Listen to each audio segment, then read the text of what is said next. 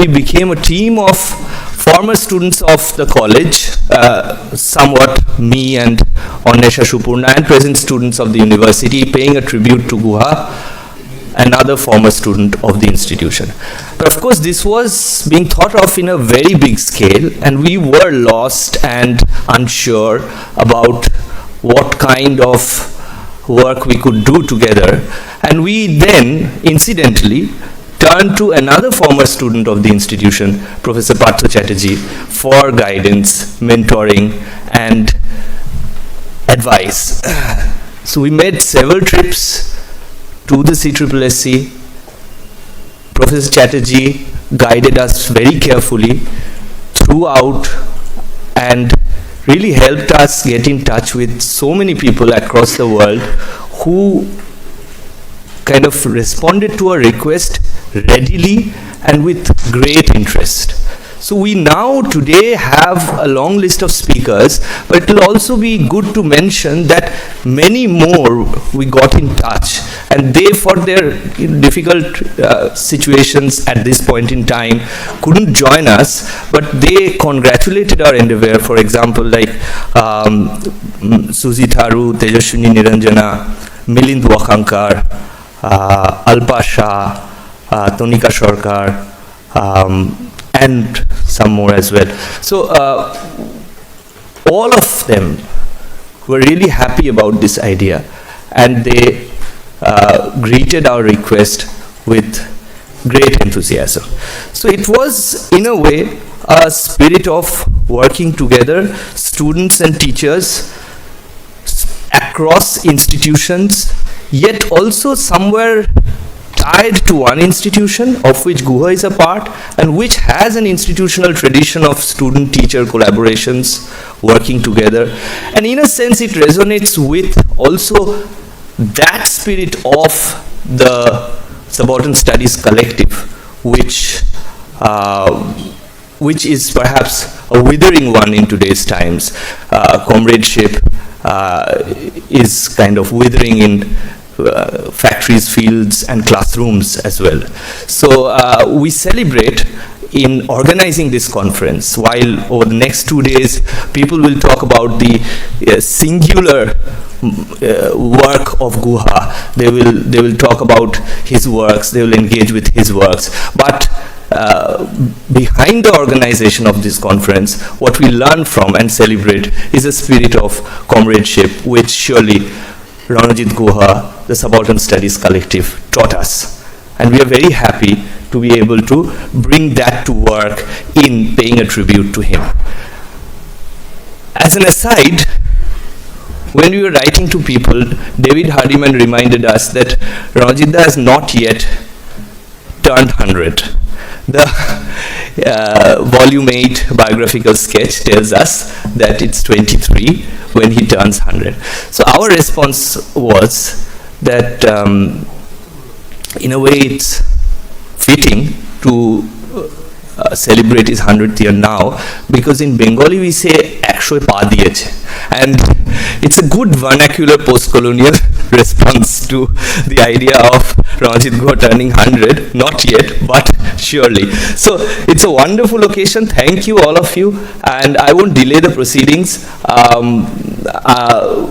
The first panel, where we have Professor Skaria and Professor Prakash, they are already very late at night waiting for us to begin. But now I will start today's proceeding by inviting our chair for the first session today, where Professor Partha Chatterjee will deliver the opening address. The chair for that session is Professor Shumit Chakraborty. Shumit Chakraborty is a professor of English at Presidency University. He is also currently Dean of Humanities and Social Sciences. His areas of research are post-colonialism, cultural studies, intellectual history, and 19th century Bengal. He is the author of The Calcutta Kerani and the London Clerk in the 19th Century, Life, Labour, Latitude, published by Routledge in 2020. His next monograph, Local Selfhood, Global Turns, Akshay Kumar Dotto and Bengali Intellectual History in 19th Century Bengal, is forthcoming from Cambridge University Press in 23. He is also the editor of the forthcoming Oxford World's Classics edition of Rabindranath Tagore's selected short stories. He is also a series editor for the Literary Cultural Theory series published by Orient Black Swan. I'm very happy, Shumedda, you agreed to spare your time for us, and please, I'd ask you to come on stage and take over the proceedings of the day from here. Thank you.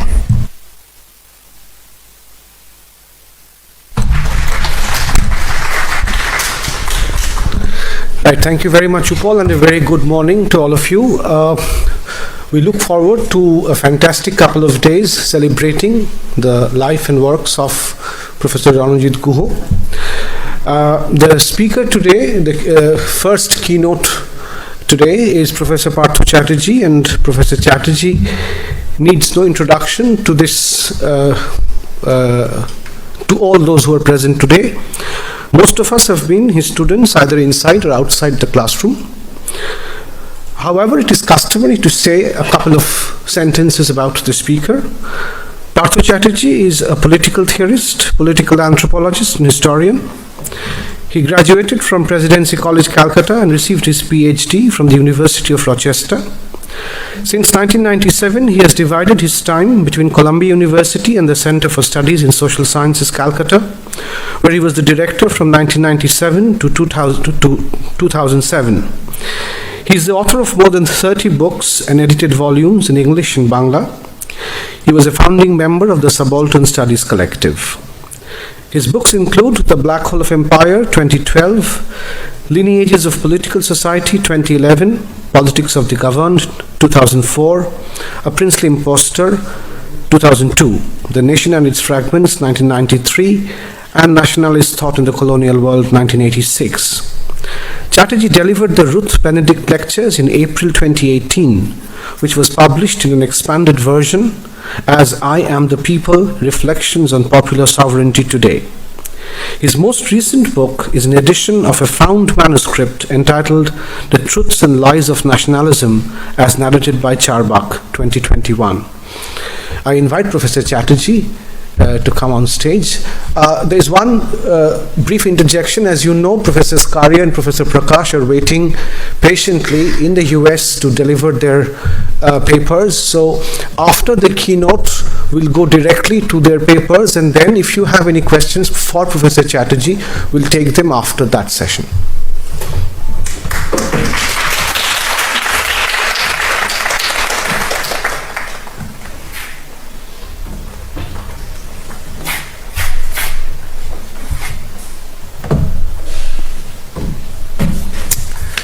Thank you very much, Shumit. And I must thank the organizers of this event. I suspect this will be the first of several such events over the next year or more, because as Upal just reminded us, Ranajit Guha shobe 100 পা দিয়েছেন। সুতরাং there will be, I think, many more events of this kind all over the world, in fact.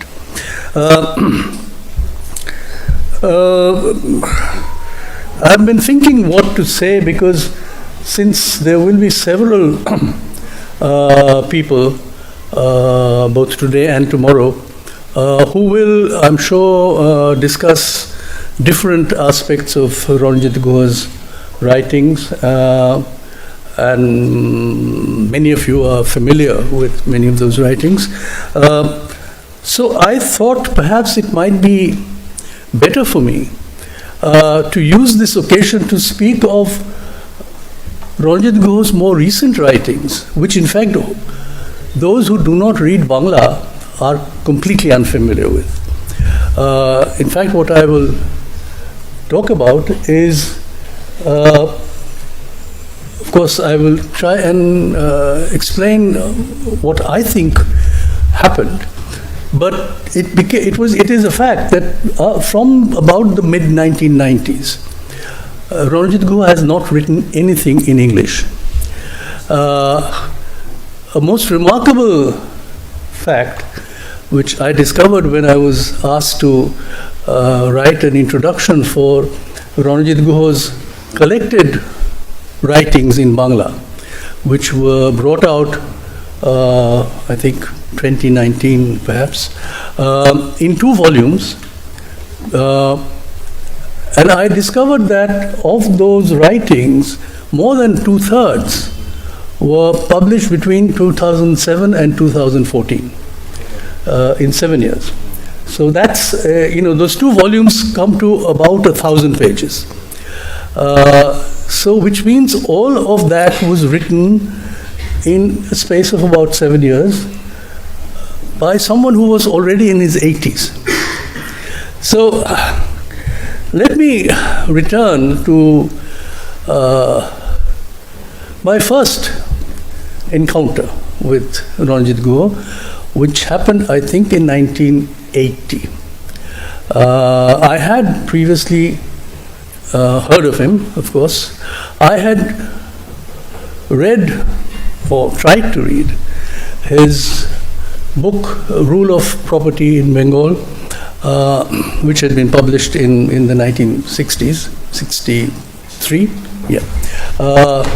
And that I came across when I was a PhD student. I was not a student of Indian history then, but I came across the book, and I was completely flummoxed because, first of all, the quality of the prose, the English prose.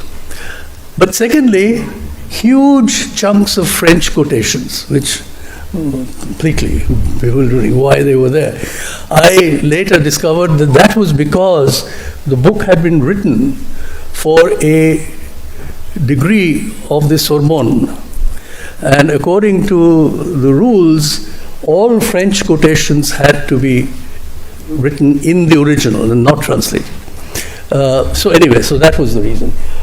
But then, of course, I was also familiar with his writings in Frontier through the 1970s. There were blistering attacks on the Indira Gandhi regime, on the attack on civil liberties, etc., etc. Also, his long essay on Nil Dorpon, very critical essay, and I must say I could not agree with his wholesale dismissal of Dinabandhu Mitra as mere collaborator. So all of this was the background. Ranajit Guha got in touch with 3 of us, Gautam Bhadro, me, and Raghav, who has just entered the room, Raghavendra Chattopadhyay.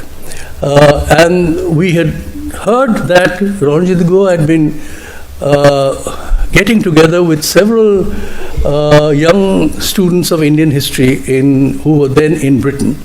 And he was holding these long meetings with them. And finally, they had come up with this plan to produce, at that time, it was meant to be 1 volume of essays, which would be critical of the prevailing historiographies on Indian history. And so that is why Ranajit Guha was coming on a visit to Calcutta. He was then living in England, and he would move soon to Australia. So he got in touch with us. I remember Raghav, me, and Gautam, we went to see him. And he read out to us what later has become famous as the manifesto of the subaltern studies. Now, I remember very well that we completely disapproved of the term subaltern to be used in the title, because we thought it would be completely confusing. Nobody knew what this term meant, and it would not be a very good way of inviting readers.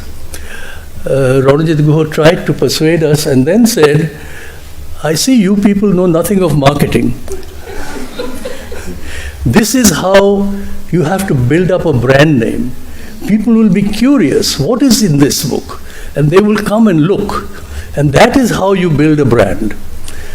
Now, today, we must agree that he was very far-sighted. Subaltern Studies did, in fact, become a global brand. So, that's how it all began. Now, I became aware of Ranajit Guha's interest in Bangla literature, of course through conversations, but I spent a couple of months once in Canberra, where Ranajit Guha was then teaching. And one day in his study, he showed me these boxes which librarians use with index cards. They were arranged, and these he showed me, and they were, I discovered, his notes on his readings of particularly Bankim Chandra and Rabindranath. So I realized that when he read these books, he did not read Bangla literature just for pleasure. He read them seriously and made notes. And these notes were arranged in a very, in an extremely orderly fashion. So I asked him, well, why don't you write something about this? So he took away the boxes and says, no, I'll never have the time to do it. So put them away. And that's how it was. He turned to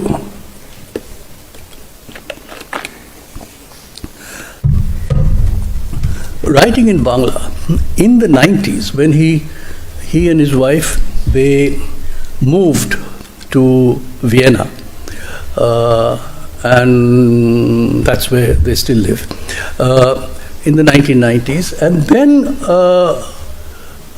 he began to publish articles in Bangla in various magazines, little magazines.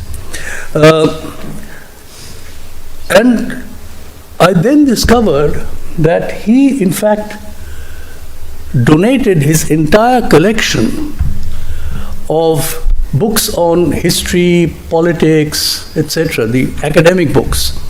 He donated the entire lot to the Austrian Academy in Vienna.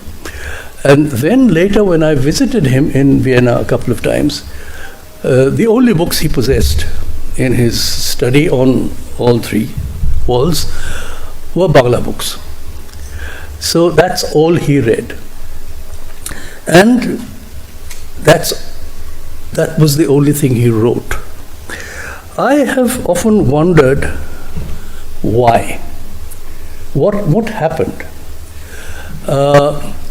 Interestingly, I carried out a long interview with him in 2018, which was published in the journal Onustup.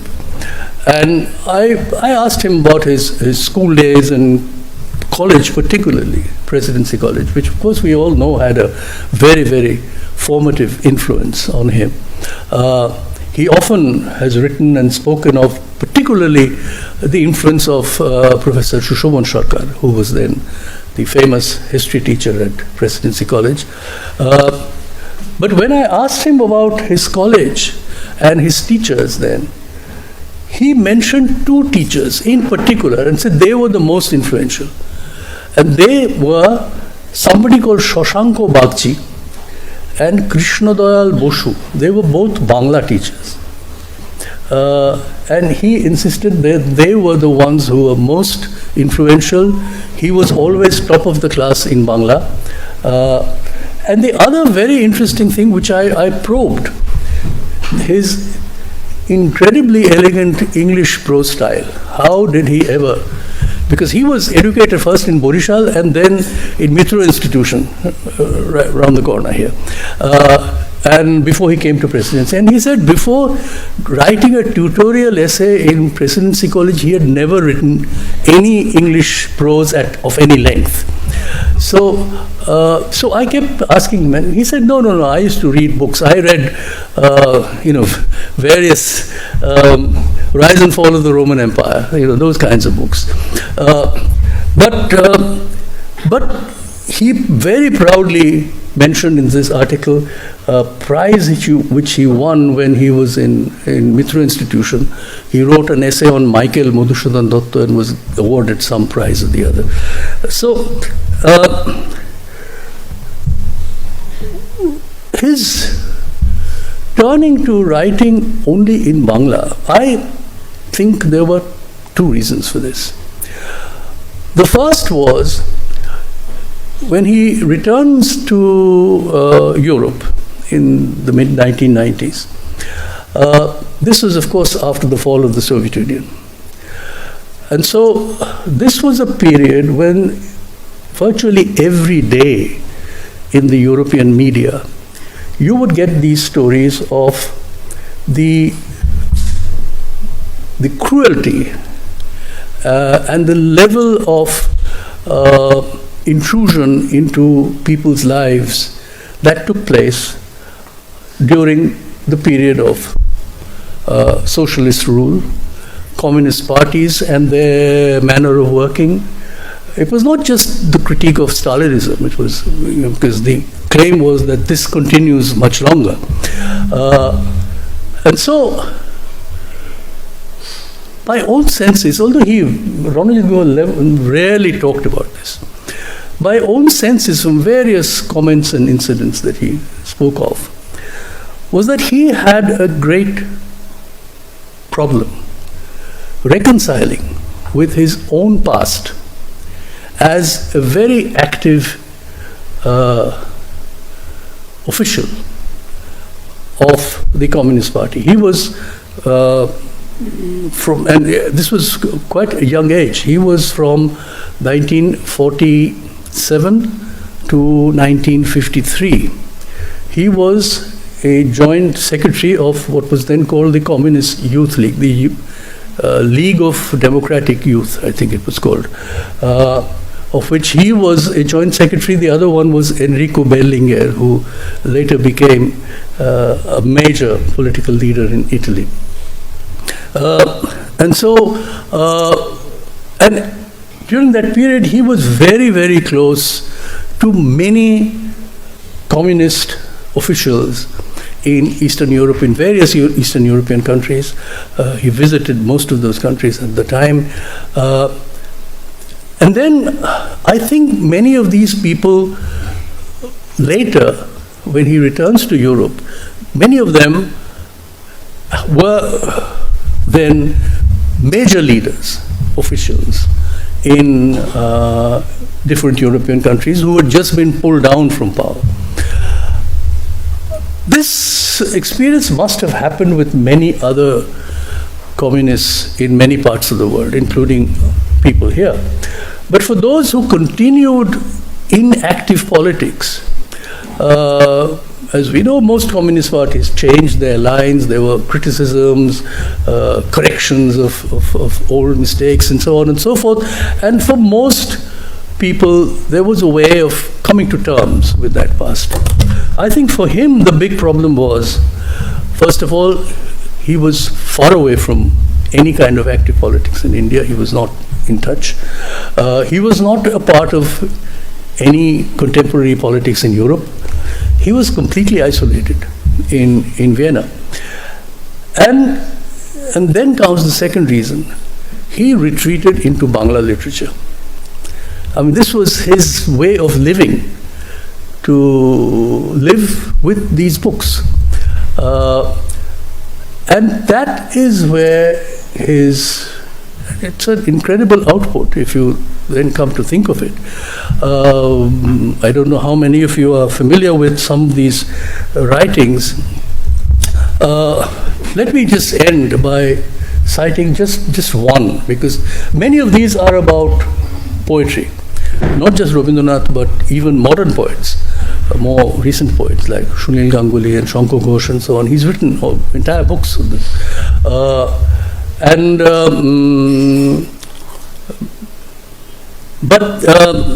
There's a very remarkable book called Daya.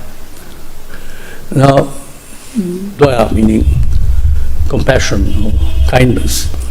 And it's a very interestingly woven argument, but just to give you a sense of the problems he was clearly posing for himself and then finding answers. Daya begins with a discussion of Ram Mohan Rai's famous tracts on sati. And then the arguments are very well known, his arguments from the Shastras and so on and so forth. But finally, Ranajit Guha mentions that Ram Mohan ends with a kind of plea to his readers to say that forget all the Shastras. When you see a woman in this position, being burnt to death alive, do you not have daya? Now, this was Ram Mohan's, this is the way he ends the entire appeal. Now, many have later argued that Ram Mohan was simply appealing for a sort of like a charitable act. Ranajit Guha actually turns this around and says this is not a charitable act. This is actually taking the question out of the framework of law or power or politics and posing it as a question of basic human emotions. What is the emotional relation between someone who is being treated cruelly and others who are watching this? And then he turns to a very well-known debate between Vidyasagar and Bankim Chandra on Vidyasagar's small book, Shitar Bonavash, which is about the banishment of Sita. Vidyasagar is, of course, very critical of the king Ram for accepting all the charges against Sita and then ordering that she should be banished and sent to the forest. And Vidyasagar thinks this was a complete betrayal by a husband of his wife. Now, Bankim writes this extremely scathing criticism of Vidyasagar to say that Ram the king is not Ram the husband. Ram as king, it is his duty to do what is politically correct. This is Raj Dharma, and that is what Ram performed, and he did his duty. Now, Ranajit Guha poses this, and poses exactly the question I was trying to suggest. His answer is completely in favor of Ram Mohan and Vidyasagar and against Bankim on this point. And there is in this last phase a very clear turning away from politics, and almost a claim that politics will never give you the answer. Now, of course, if you put the question to him, I did quite a few times, he, of course, would not agree. But this is, it seems to me, his position now. In the most recent times, of course, he's unable to read at all, so I have not had a chance to have any conversation with him of this kind in the last couple of years. He's been so unwell. But even in 1918, when I did talk to him at length, and especially about his life and work, he kept returning to what became his well-stated position, that the truth of history does not lie in what we call history or historical writings. the truth of history is to be found in literature, because it is in literature that you get what is the most enduring truth about human and social life. It is not unchanging, but it is enduring. I could talk about sort of the influence of Heidegger on this, his engagement with Heidegger. I'm sure other people will talk about it. So let me stop here. I think I've taken more than my time. Thank you.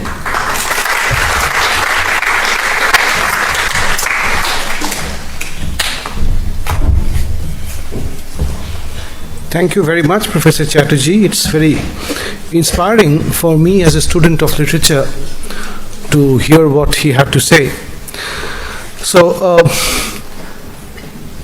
a couple of things that emerged from this talk. One, very interesting idea of the collusion between the subaltern and global capitalism.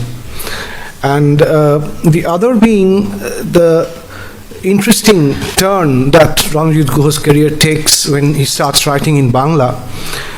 And one wonders that for someone who's spent most of his adult life, working life outside India, outside his country, it is perhaps a kind of coming back to the vernacular is a kind of responsibility laced with melancholia, perhaps. An abiding melancholia, perhaps. Anyway, so we'll move immediately to the next panel, who have been waiting very patiently from very far away. And if you have any questions for Professor Chatterjee, we'll come back after the panel. Thank you very much.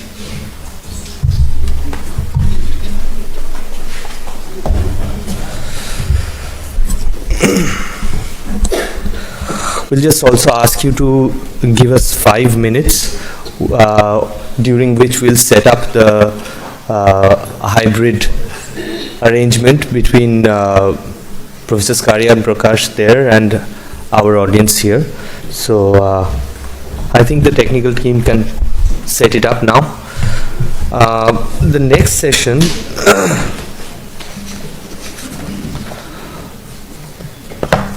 in the next session we have 2 papers, one by Professor Ajay Skaria, which is titled Historical Truth Between Arendt and Guha, and the other by Professor Gyan Prakash, which is titled Staging National Culture, the World After Empire in India. For this session, we'll request Dr. Garima Dhavai to chair this session.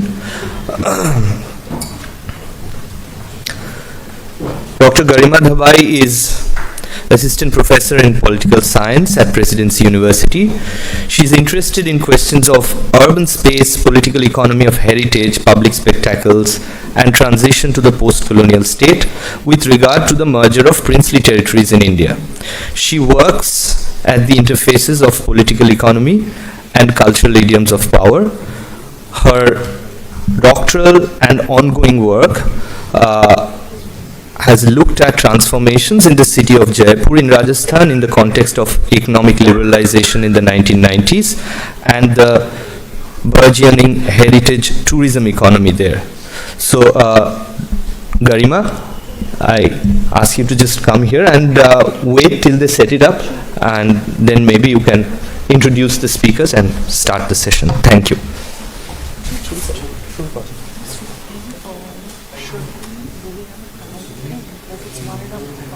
Yes, just keep that in mind. So, I've said 30 plus 30.